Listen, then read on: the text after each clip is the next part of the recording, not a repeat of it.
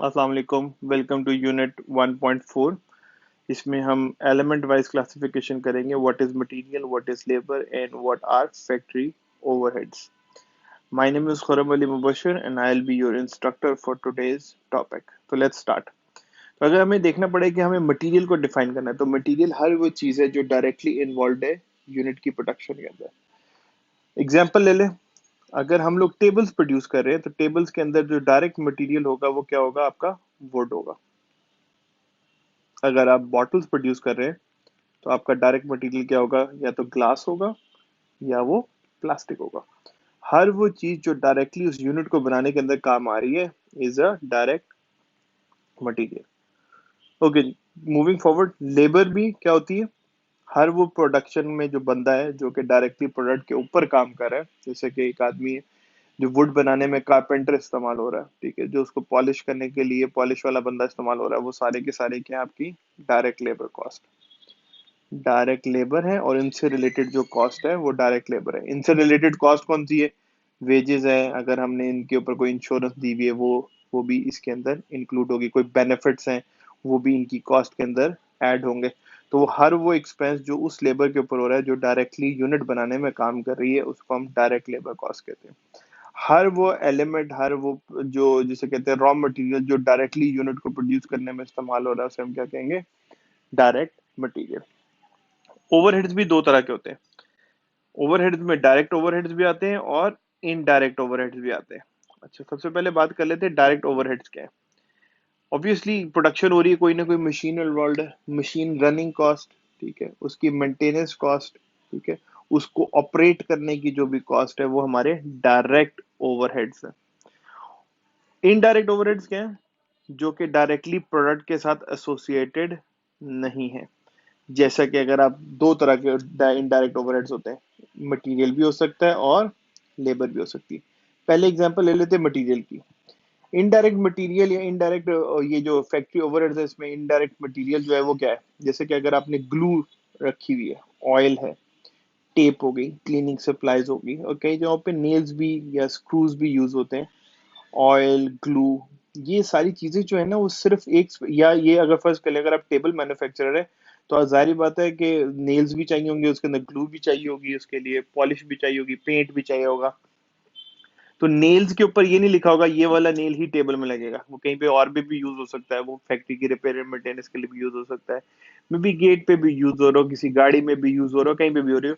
तो वो हम ये नहीं कह सकते ये वाला जो प्रोडक्ट है ये डायरेक्टली सिर्फ टेबल के अंदर ही इंक्लूडेड है, कहीं और पे भी यूज हो सकता है शायद। तो इसलिए इसको हम कह रहे हैं इनडायरेक्ट मटेरियल है, ये डायरेक्टली प्रोडक्ट के साथ एसोसिएटेड नहीं है, हम इसको ट्रेस बैक नहीं कर सकते with the product. Indirect labour क्या है? फैक्ट्री का फोरमैन, ठीक है जी, security guard, administrative staff, accountants, ये सारे क्या है? इनडायरेक्ट लेबर है। क्यों? क्योंकि ये डायरेक्टली प्रोडक्शन तो नहीं कर रहे, लेकिन इनके बगैर प्रोडक्शन पॉसिबल भी नहीं है।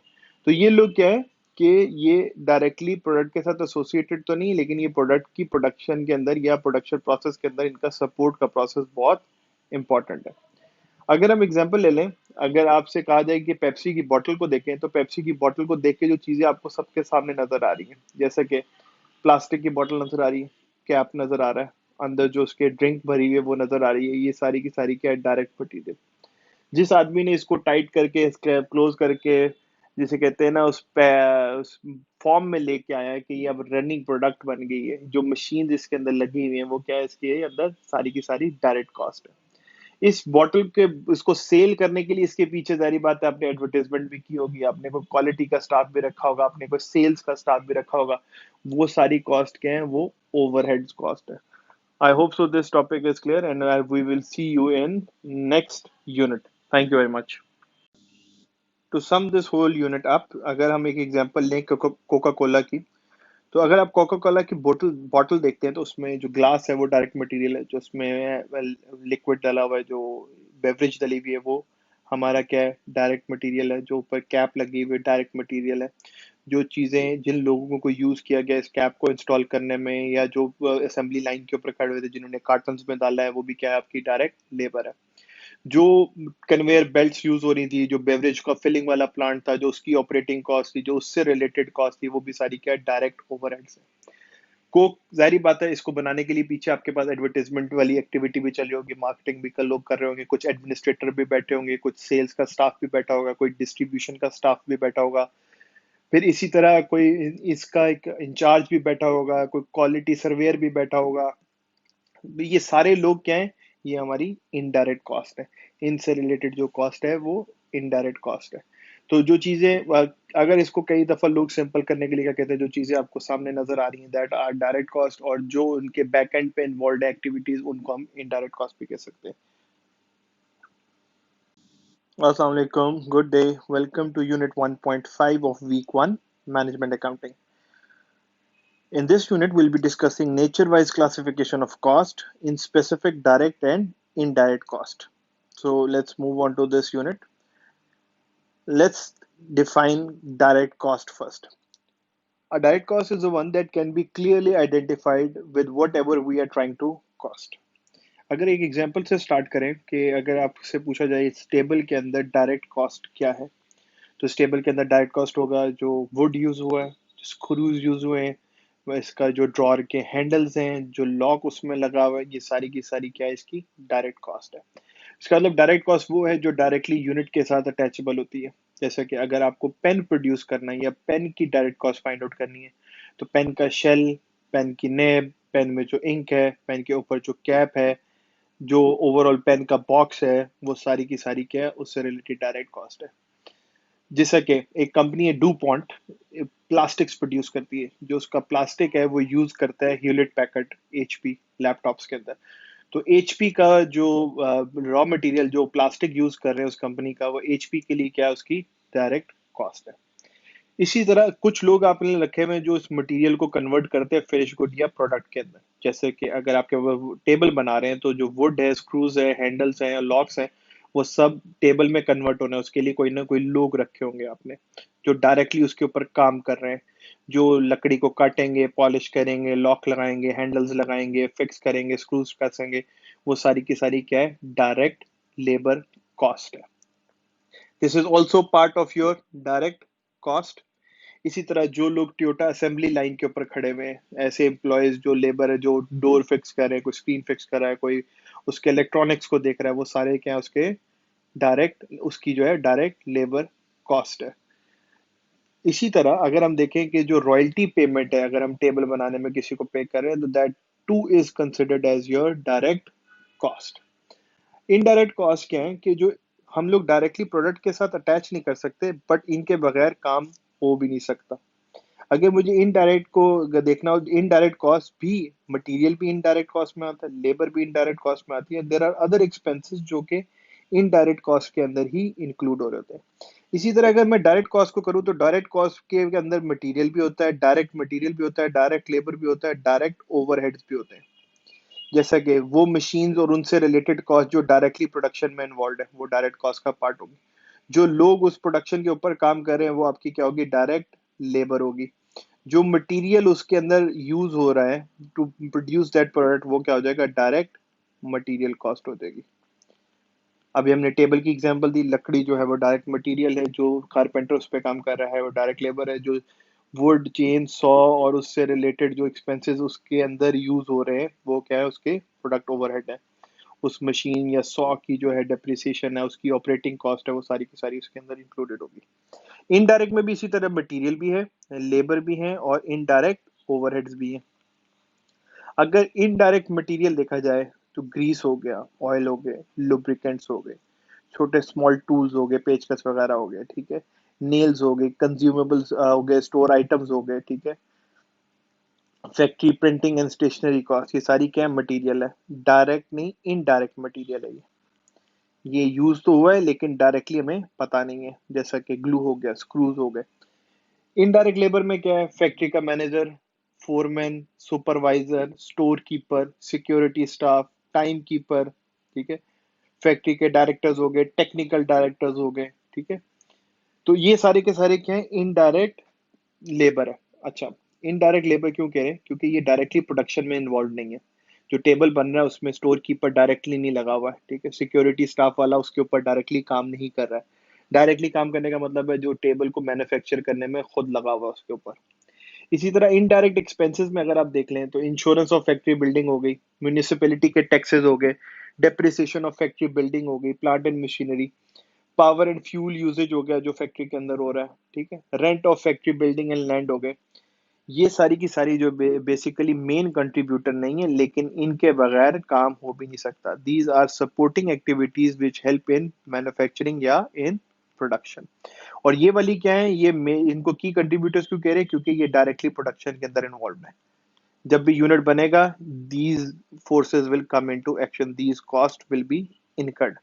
चाहे काम हो या ना हो, इनडायरेक्ट कॉस्ट तो आपको इनकर करनी ही पड़ती है। This is for this lecture, and my name is Khurram Ali Mubashir, and I was your instructor for Unit 1.5, and I'll see you in next unit. Thank you very much. Assalamu alaikum. Welcome to Unit 1.6, Week 1 of Management Accounting. इसके अंदर we will be discussing functional classification of cost, production related cost कौन सी होती है, admin की होती है, marketing की कौन सी होती है, और research and development related costs क्या होती है।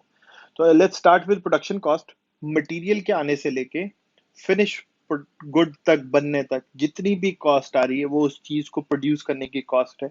हर वो कॉस्ट जो प्रोडक्शन में लगी है जिसकी वजह से वो चीज रेडी फॉर्म में आई है विल बी एडेड, और वो जो सबमिटेड फॉर्म आई है that will be known as your production cost. इसी तरह एडमिनिस्ट्रेटिव कॉस्ट की तरफ अगर जाया जाए तो एडमिनिस्ट्रेटिव कॉस्ट कुछ लोग ऐसे इन्वॉल्व होते हैं जो फंक्शंस को देख रहे होते हैं, जो कंपनी के ऑपरेशंस को मॉनिटर कर रहे होते हैं और मेक श्योर कर रहे होते हैं कि जो प्लानिंग है और जैसा प्लान हुआ है वैसे कंपनी एक्ट भी कर रही है। रिसोर्सेज को कंट्रोल कर रहे होते हैं ताकि वो ऑप्टिमल आउटपुट दें, ठीक है, और वो उसी जगह पे यूज हो जिस जगह पे वो उनका इंटेंडेड पर्पज है। तो ऐसे सारे लोग जो है वो एडमिनिस्ट्रेशन, उनसे रिलेटेड जो कॉस्ट है that is known as your administration cost.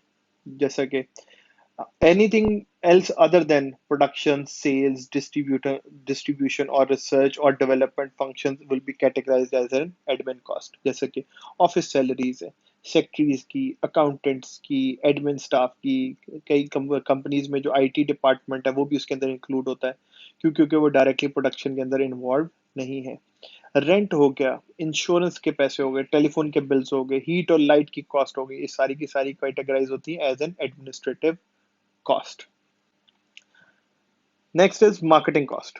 Marketing cost क्या है, ऑब्वियसली आपको चीज को प्रेजेंट करना है, टू आपने कस्टमर तक पहुंचाना है, उससे रिलेटेड जो एक्सपेंस आता है, जैसे आपका प्रिंटिंग का एक्सपेंस हो गया, आपने अगर हार्ड बोर्ड पे या बिल बोर्ड पे एडवर्टाइजमेंट किए तो मार्केटिंग एक्सपेंस हो गया, अगर आपने फेसबुक पे एडवर्टाइजमेंट किए तो डिजिटल मार्केटिंग एक्सपेंस हो गया, सैलरीज हो गई, कमीशन हो गए सेल्स स्टाफ के, ठीक है, सेल्स और प्रमोशन एक्टिविटीज हो गई, मार्केट की रिसर्च हो गई, आपने कोई कंडक्ट करा ली, कोई आपने इवेंट अरेंज करा लिया, कोई एग्जीबिशन हो गया, ठीक है, सेल्स ऑफिसेज और शोरूम्स के रेंट हो गए, ठीक है, ये सारी की सारी क्या है, these would be categorized as your marketing expense, जो भी कंपनी यूज कर रही होती है टू प्रमोट सेल्स और retain customers, these are all categorized as a marketing expense.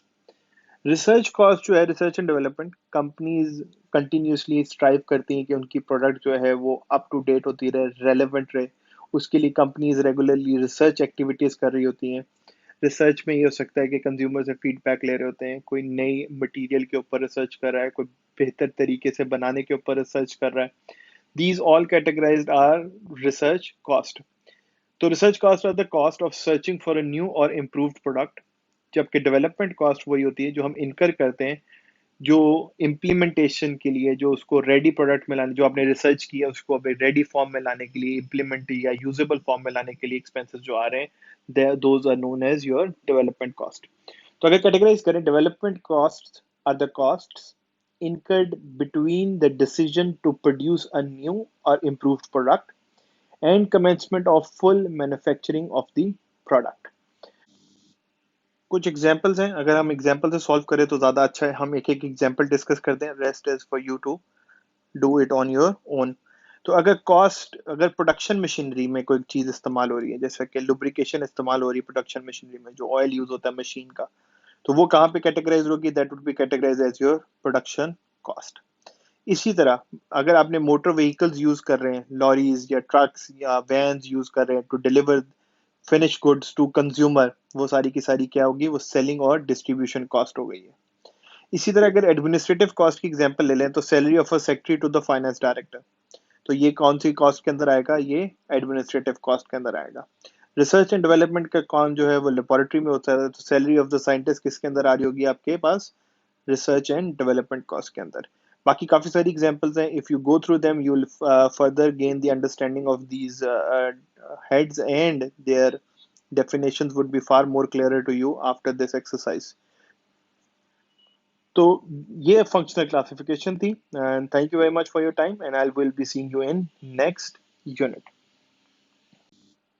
अस्सलाम वालेकुम, welcome to unit 1.7. My name is Khurram Ali Mubashir and I will be your instructor for today's unit. In today's unit, we'll be classifying our activities behavioral wise.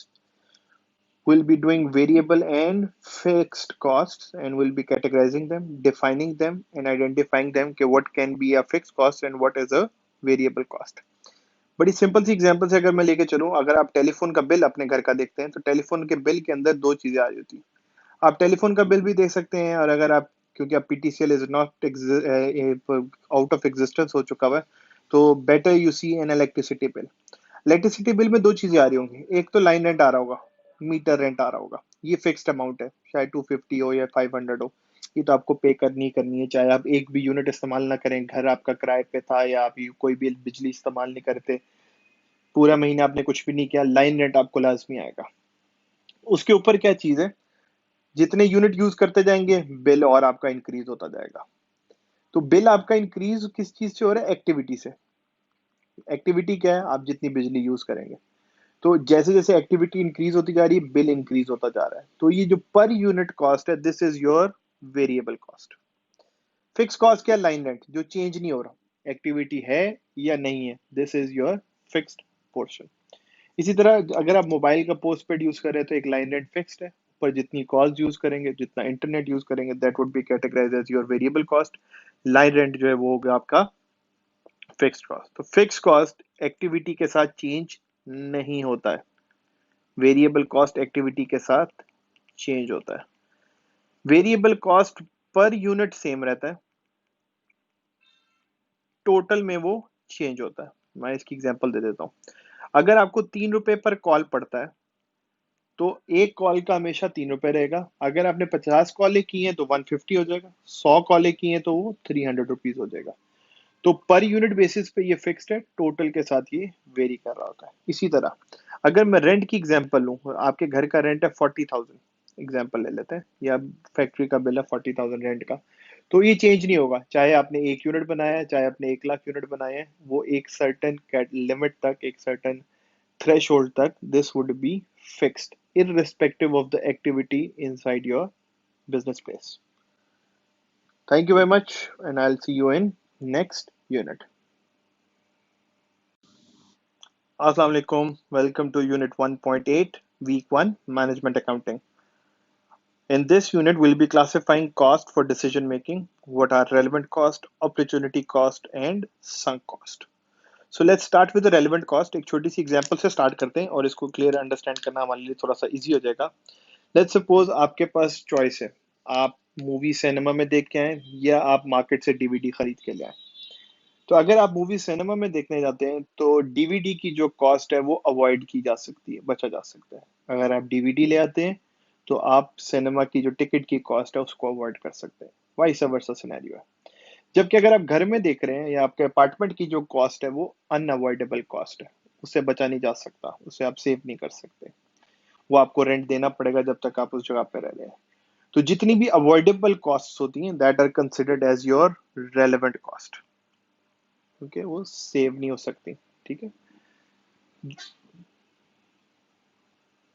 और जो unavoidable cost होती है ना, उनको हम कहते हैं irrelevant cost. Let's move on to sunk cost first. Sunk cost क्या है, लेट्स सपोज एक कंपनी है, उसने एक ड्रग मैन्युफैक्चर की है फॉर $250,000। वो जो ड्रग है वो बनी, आपने मार्केट की, डॉक्टर्स के पास चलेगी, डॉक्टर्स ने उनको पेशेंट को रेकमेंड किया, पेशेंट्स के पास से क्या हुआ, उसके कोई साइड इफेक्ट्स आ गए, साइड इफेक्ट आते ही डॉक्टर्स ने उसको डिसकंटिन्यू कर दिया लोगों को बताने के लिए। तो जो कंपनी ने इसको डेवलप करने के अंदर 250,000 रुपीज या डॉलर स्पेंड किए थे, ये कंपनी की क्या है, संक कॉस्ट है, ये रिकवरेबल नहीं है। This is considered as your sunk cost. Okay, for the opportunity cost की भी एक सिंपल एग्जांपल है। Let's suppose you work at a place जहां पे आपको 1000 रुपीज या डॉलर्स पर डे मिलते हैं। ओके, आप हर रोज काम करते हैं वहां पे, 7 days अ वीक काम करते हैं। There was a fact, company का ट्रिप नहीं था, आपका पर्सनल ट्रिप था, 2 दिन का ट्रिप आ गया।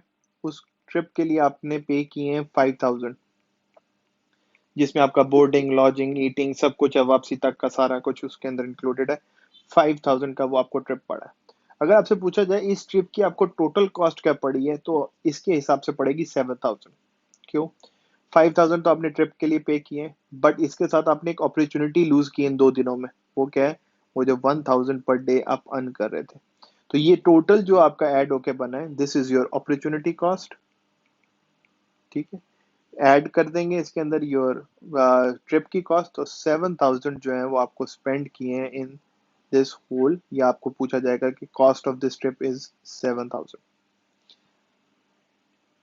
इसी तरह अगर आप यूनिवर्सिटी जाते हैं 4 years के लिए,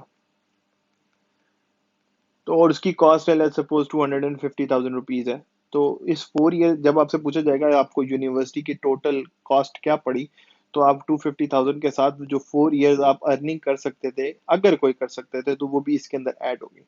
तो दो 4 years जो आपने अपॉर्चुनिटी लूज की है बाय गोइंग या by taking this university as your best option, तो वो इसके अंदर ऐड होगी। This added cost is known as your opportunity cost.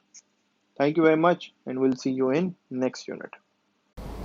Okay, welcome to the video series of management accounting. इस video के अंदर हम यूनिट 1.9 कवर कर रहे होंगे, जिसमें how to calculate cost of good manufactured and cost of good sold, ये हम देखेंगे। So before starting cost of good manufactured, थोड़ा सा रिव्यू ले लेते हैं ओल्ड पिछले कोर्स से, विच वॉज कॉस्ट अकाउंटिंग में हम अपने कॉस्ट ऑफ गुड सोल्ड बनाना देखा था, और मैन्युफैक्चरिंग कंसर्न में क्या था, तो इसको रिव्यू ले लेते हैं कि ट्रेडिंग बिजनेस के अंदर जब हम इनकम स्टेटमेंट का cost of goods sold calculate कर रहे होते हैं, तो उस वक्त आप किस तरीके से कैलकुलेट कर रहे होते हैं। ट्रेडिंग बिजनेस में आपके पास क्या हो रही होती है, इन्वेंट्री। तो इन्वेंट्री ओपनिंग में आप ऐड करते थे, क्या ऐड करते थे, परचेजेस। ट्रेडिंग बिजनेस कौन से बिजनेस होते हैं, ऑल ऑफ यू नो, कि जिसमें गुड्स बाय एंड सेल की जा रही होती हैं फॉर सेल पर्पज़ के लिए। So let's assume inventory opening आपके पास मौजूद है, परचेजेस आपके पास मौजूद है, आप उसमें ऐड करते थे, तो जो भी अमाउंट आती थी, सही है, उसको आप क्या कहते थे, गुड्स अवेलेबल फॉर सेल। तो सेल के लिए जो अमाउंट मौजूद है उसमें से हम लेस कर देते थे, डिडक्ट कर देते थे इन्वेंट्री एंडिंग। तो आपके पास क्या आ जाता था, cost of goods sold. Okay, so ये स्ट्रक्चर आप पढ़ के आ चुके हैं। अगर मैं डमी फिगर दे दूं, डमी फिगर लेट्स से ये 100 है, 500 है, तो 600 अवेलेबल फॉर सेल है, और 50 के इन्वेंट्री आपके पास बच गए, तो that means 550 is your cost of goods sold. However in manufacturing business ऐसा नहीं होता। मैन्युफैक्चरिंग बिजनेस के अंदर इन्वेंट्री रिप्लेस हो जाती है फिनिश गुड्स। क्यों? क्योंकि मैन्युफैक्चरिंग बिजनेस के अंदर आप जो बाय करते हैं वो सेल नहीं करते, उसको यूज़ करते हैं प्रोडक्शन प्रोसेस के लिए।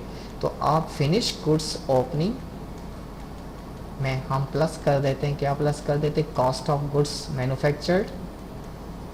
ठीक है, जो भी अमाउंट होगी, तो आपके पास जो आता है उसको क्या कहलाएगा, finished goods available for sale, और इसमें से हम लेस कर देते थे फिनिश गुड्स एंडिंग।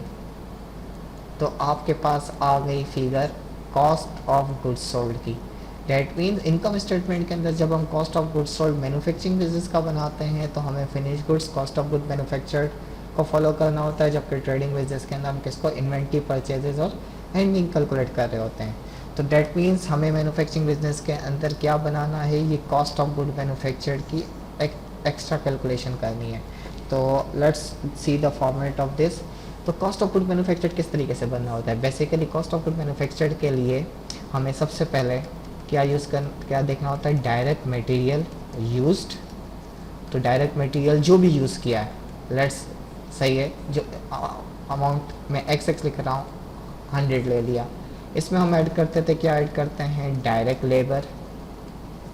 सही है, इनका जितनी भी कॉस्ट आपकी होगी वो, सो डायरेक्ट लेबर आपने ऐड कर दिया लेट्स से 120। और देन इसमें हम ऐड कर देते थे फैक्ट्री ओवरहेड, जिसको हम मैन्युफैक्चरिंग ओवरहेड भी कहते हैं। Manufacturing overhead, fact production overhead या फैक्ट्री ओवरहेड, वो ऐड करते हैं लेट्स से 80। तो ये आपके पास 300 की अगर अमाउंट आ रही है तो ये 300 की अमाउंट टेक्निकली क्या कहलाती है, इसको प्रोडक्शन कॉस्ट भी कहते हैं, मैन्युफैक्चरिंग कॉस्ट भी कहते हैं और फैक्ट्री कॉस्ट भी कहा जाता है। डिफरेंट बुक्स में ये तीनों टर्म यूज़ किए होते हैं as per. But is it necessary कि जितनी आपकी कॉस्ट प्रोडक्शन की है या जितनी आपकी मैन्युफैक्चरिंग की कॉस्ट है और फैक्ट्री कॉस्ट है उतने का ही गुड्स आपने सामान प्रोड्यूस किया हो? नहीं, उसमें हम एडजस्टमेंट करते थे। क्या एडजस्टमेंट करते हैं, वर्क इन प्रोसेस या इनकम्प्लीट गुड्स की adjustment. Work in process opening जो भी होगा, लेट से 100 है तो ये ऐड कर दिया, ठीक है। तो अब हमारे पास जो वर्ड अमाउंट आएगी उसको हम कहेंगे total work put in process, which is जो भी अमाउंट होगी ऐड करने के बाद, सही है। उसमें हम डिडक्ट कर देंगे, क्या डिडक्ट कर देंगे, work in process ending. So work in process ending deduct कर देंगे। लेट्स से अगर मैं ये 80 लेता हूँ तो ये 320 टेक्निकली हमारा क्या कहलाएगा, कॉस्ट ऑफ गुड्स मैन्युफैक्चर। तो मैंने हाइपोथेटिकल नंबर्स के साथ कॉस्ट ऑफ गुड मैन्युफैक्चर का बेसिक स्ट्रक्चर क्या है। Yes, it might be possible कि कुछ क्वेश्चंस के अंदर आपको डायरेक्ट मटेरियल यूज़ निकालना पड़े। इट माइट बी पॉसिबल कि कुछ क्वेश्चंस के अंदर आपको सेपरेटली फैक्ट्री ओवरहेड की कैलकुलेशंस करनी पड़े। तो इन दोनों की कैलकुलेशंस अगर डायरेक्टली भी करनी पड़े तो वो इसी के अंदर इनर कॉलम के अंदर ऐड किया जा सकता है, सही है। सो लेट्स एक प्रॉपर प्रैक्टिकल क्वेश्चंस देख लेते हैं। और प्रॉपर प्रैक्टिकल क्वेश्चंस पे अगर हम आते हैं तो प्रॉपर प्रैक्टिकल क्वेश्चंस को मैं एक और वीडियो में कवर कर दूंगा। इस वीडियो के अंदर हमने कॉस्ट ऑफ गुड मैन्युफैक्चर का एक बेसिक स्ट्रक्चर देखा कि वो बेसिक स्ट्रक्चर किस तरीके से कैलकुलेट करके दे रहा होता है। अच्छा, अब हम इसके एक्सटेंडेड इस वीडियो लेक्चर के अंदर हम एक बेसिक न्यूमेरिकल देखेंगे कि किस तरह प्रॉपरली गिवन अवेलेबल डेटा पे हम cost of good manufacture properly calculate कर रहे होंगे। तो इस एक सिंपल क्वेश्चन है which is taken from the practice questions provided you. जो आपके पास मटेरियल मौजूद है उस मटेरियल में ये प्रैक्टिस क्वेश्चन 1 ही मौजूद है। तो इसमें क्या गिवन है कि मटेरियल परचेज आपके पास गिवन है। मटेरियल परचेज कितना गिवन है, 200,000, ठीक है। Direct labour cost 2,10,000, manufacturing overhead 175,000। Again check करें, ये मटेरियल परचेज है, मटेरियल यूज़ नहीं है। हमने जो पिछली स्लाइड देखी थी उस स्लाइड के अंदर हम मटेरियल यूज़ वगैरह को देख रहे होते थे, तो यहाँ पर हमें मटेरियल यूज़ के बजाय मटेरियल परचेज गिवन है। तो मटेरियल यूज़ से मटेरियल परचेज से मटेरियल यूज़ किस तरह कैलकुलेट करते हैं ये भी हम इसमें देखेंगे। फिर डायरेक्ट मटेरियल आप देख सकते हैं ओपनिंग एंडिंग। स्टूडेंट्स जो बेसिक मिस्टेक करते हैं क्वेश्चंस में, डेट्स का ख्याल नहीं रखते कि which is opening and which is ending. It is not necessary. बहुत डिफरेंट एकेडमिक बुक्स में आप प्रैक्टिस क्वेश्चंस कर रहे होते हैं। देखिए प्रैक्टिकली जब आप जॉब कर रहे होंगे तो ये डेटा आपको अवेलेबल होगा, आपको मालूम होगा कि ये at the end beginning of the period की ये डेटा है, ये इन्फॉर्मेशन ये at the end of period देता है। लेकिन एकेडमिक क्वेश्चन में स्टार्ट लेवल पे जब हम प्रैक्टिस कर रहे होते हैं तो उस वक्त ये इशू आ रहा होता है कि डेट्स कन्फ्यूजिंग होती हैं। तो बी केयरफुल कि कौन सी डेट है, 96 ओपनिंग होगा तो 97 एंडिंग होगा। सो सॉल्यूशन प्रैक्टिस क्वेश्चन इसमें अगर हम देते हैं तो हमें क्या बनाना है, कॉस्ट ऑफ गुड मैन्युफैक्चर्ड बनाना है। और फिर उसके बाद अगर मौका मिलता है तो कॉस्ट ऑफ गुड सोल्ड बनाता है। तो कॉस्ट ऑफ गुड मैन्युफैक्चर्ड का भी फॉर्मेट हमने पिछली वीडियो में देखा, ठीक है। और कॉस्ट ऑफ गुड सोल्ड का भी फॉर्मेट हमने देखा हुआ, ये दोनों मौजूद हैं। तो इन दोनों को अगर हम करते हैं तो स्टार्ट लेते हैं न्यूमेरिकल क्वेश्चन में। तो जो जो इन्फॉर्मेशन चाहिए होगी वो इन्फॉर्मेशन हम साथ साथ देखते जा रहे होंगे। सो इन्फॉर्मेशन के लिहाज से अगर हम देखते हैं तो ओके, डेटा आपके पास होना चाहिए। डेटा में अगर हम देखते हैं तो क्या चीज़ है, मटेरियल परचेज है, मटेरियल ओपनिंग है, मटेरियल एंडिंग है। तो ओपनिंग मटेरियल सबसे पहले कॉस्ट ऑफ गुड मैन्युफैक्चर्ड में अगर आपके पास, अब मैं क्या बना रहा हूँ, statement of cost of goods manufactured. तो ये बनाने के लिए हमें सबसे पहले क्या चाहिए, इस हेडिंग के अंदर हमें चाहिए मटेरियल यूज्ड। तो मटेरियल यूज्ड कितना किया, मटेरियल यूज अगर गिवन है तो अच्छी बात है, नहीं गिवन है तो हम क्या करते हैं, raw material opening which was कितना, जो कि कितना था, अगर हम पिछली स्लाइड पे देखते हैं तो 40,000 था, तो ये यहाँ पे क्या आ गया 40,000। इसमें हम प्लस करेंगे, क्या प्लस करेंगे, मटेरियल परचेज्ड। तो मटेरियल परचेज कितना है, मटेरियल परचेज के लिए से फिगर देखते हैं तो 200,000, तो ये यहाँ पर आ गया 200,000। तो इन दोनों को ऐड करते हैं, 240,000 will be known as material available for use, material available for use. उस यूज़ में से हम माइनस कर देंगे, क्या माइनस करेंगे, रॉ मटेरियल एंडिंग। तो रॉ मटेरियल एंडिंग की फिगर कितनी है, रॉ मटेरियल एंडिंग की फिगर इज 50,000, तो ये यहाँ पर आ गए 50,000। That means raw material used कितना आ गया 1,90,000। अच्छा, इसमें हम प्लस करेंगे, क्या प्लस करेंगे, डायरेक्ट लेबर जो भी कॉस्ट इनकर्ड है प्लस करेंगे, क्या प्लस करेंगे, फैक्ट्री ओवरहेड या मैन्युफैक्चरिंग ओवरहेड जो भी गिवन है डेटा। तो डायरेक्ट लेबर कॉस्ट और मैन्युफैक्चरिंग ओवरहेड तो दोनों देखते हैं। तो डायरेक्ट लेबर कॉस्ट कितनी है 2,10,000, तो ये यहाँ पर आ गया 2,10,000। और मैन्युफैक्चरिंग कॉस्ट कितनी है 175,000, तो ये यहाँ पर आ गया 1,75,000।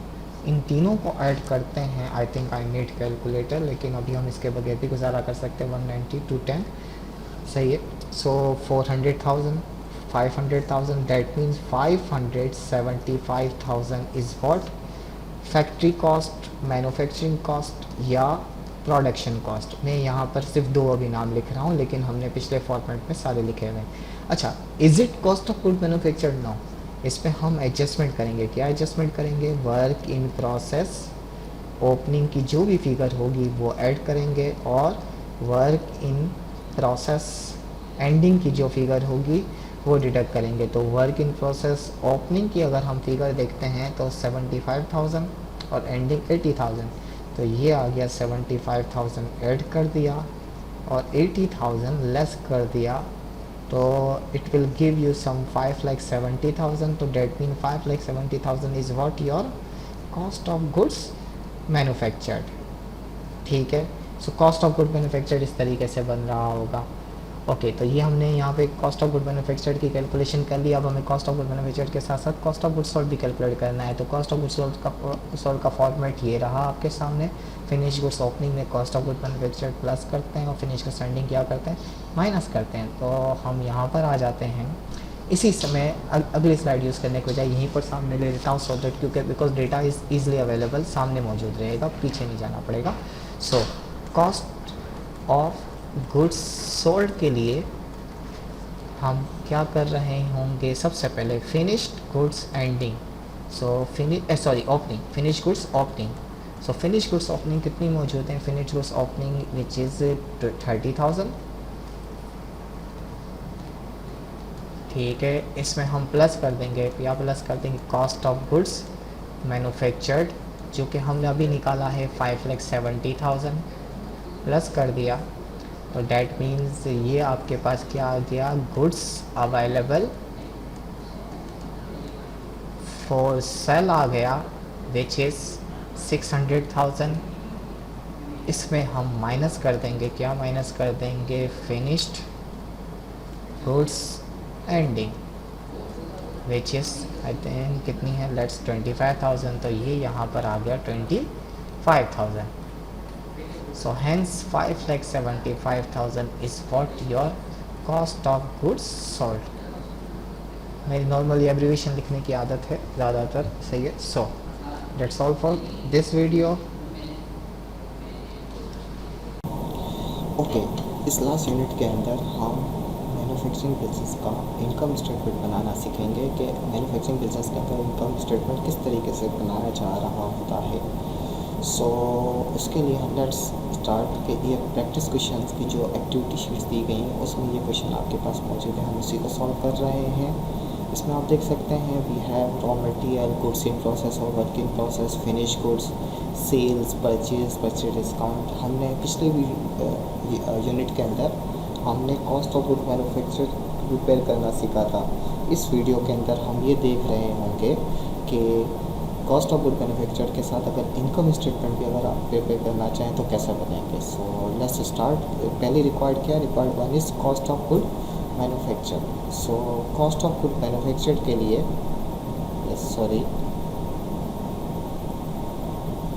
कॉस्ट ऑफ गुड मैन्युफैक्चर्ड के लिए आपके पास क्या होना चाहिए, required one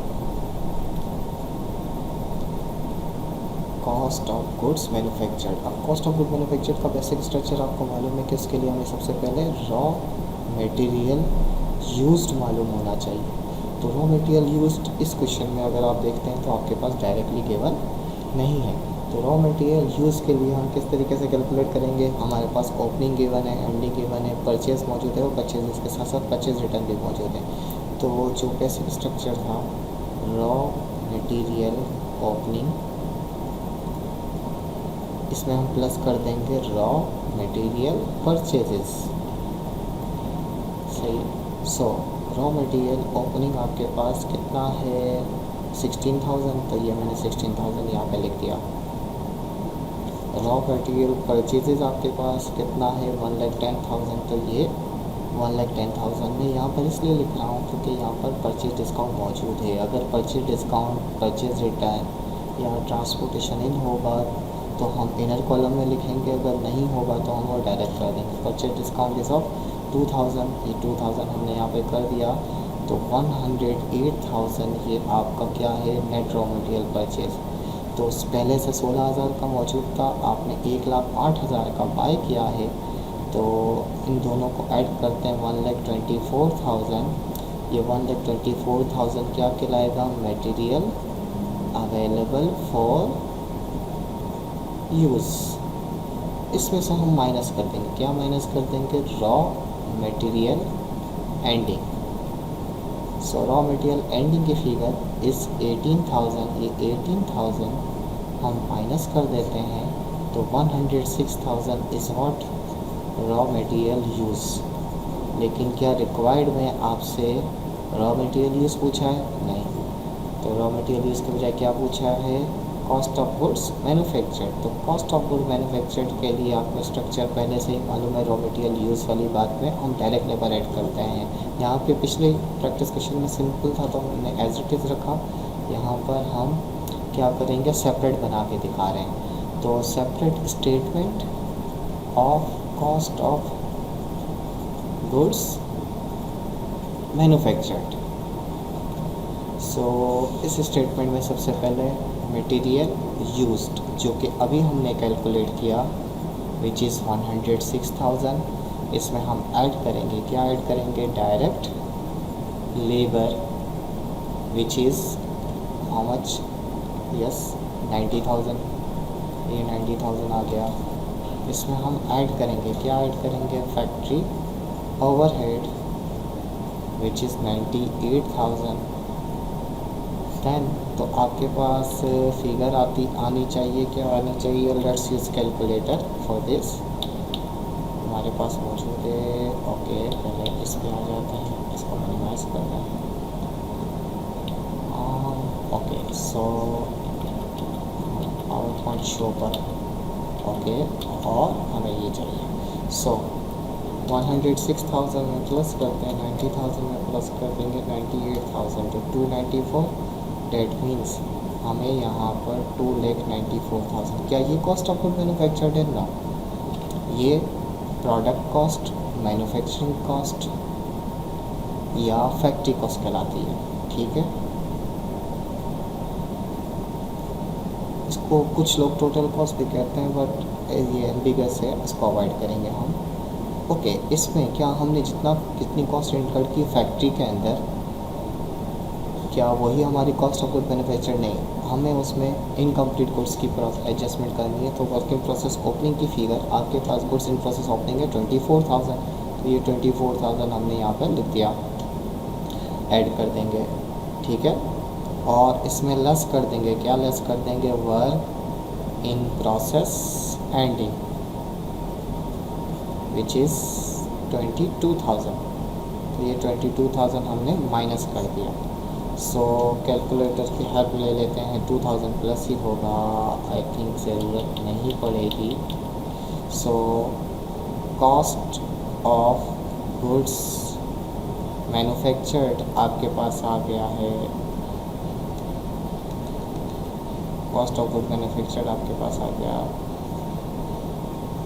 with the amount of how much, 2,96,000। इस सेट को इग्नोर कीजिएगा, ठीक है। तो ये आपका कॉस्ट ऑफ गुड मैन्युफैक्चर्ड आ गया। लेकिन अगेन हमें कॉस्ट ऑफ गुड मैन्युफैक्चर्ड नहीं निकालना, इसके साथ साथ हमें इनकम स्टेटमेंट भी निकालना है। तो इनकम स्टेटमेंट के फिगर की तरफ जाते हैं, यानी अब मैं क्या कर रहा हूँ, required B which is income statement. तो इनकम स्टेटमेंट के लिए सबसे पहले हमें क्या चाहिए, सेल्स विच इज़ 4,80,000। तो 4,80,000 आपके पास सेल्स आ गई। इसमें हम लेस करते हैं cost of goods sold. Okay, cost of goods sold directly नहीं गिवन, तो हमने लास्ट यूनिट में कैलकुलेट करना सीखा था finish goods opening which is 12,000। तो ये 12,000 यहाँ पर आ गया। इसमें हम ऐड करेंगे cost of goods manufactured which was calculated 2,96,000। तो ये 3,08,000 is what available for sale, यानी गुड्स अवेलेबल फॉर सेल। इसमें हम माइनस कर देंगे, क्या माइनस कर देंगे, finished goods ending which is okay, कितना था फिनिश गुड्स एंडिंग, 26,000। तो ये 26,000 यहाँ पर आगे आएगा, ओके यस। तो ये 26,000 ये लेस करते हैं, तो हमारे पास कुछ 1 लाख, सॉरी 1 लाख 2 लाख, कैलकुलेटर से वेरीफाई कर लें ताकि गलती ना हो। क्या करना है, 3,08,000 में से माइनस करना है 26,000, 2,80,000। तो 2,82,000 is what your cost of goods sold. इसको डिवाइड कर देते हैं, तो ये आपके पास क्या आ गया, ग्रॉस प्रॉफिट विच इज़ 1,98,000। और इसमें से हमें एक्सपेंसेस माइनस करने होते हैं, तो operating expenses are of I think वो 70,000 के हैं। सो 70,000 के ऑपरेटिंग एक्सपेंस माइनस कर दिया, तो 1,28,000 is what your net profit. So that's all for this question. यानी मैन्युफैक्चरिंग के अंदर we were reviewing whatever we have studied in prerequisite course of cost accounting, कि basically cost of good manufactured और income statement manufacturing concern में किस तरीके से बनाते हैं। तो that's all for this video।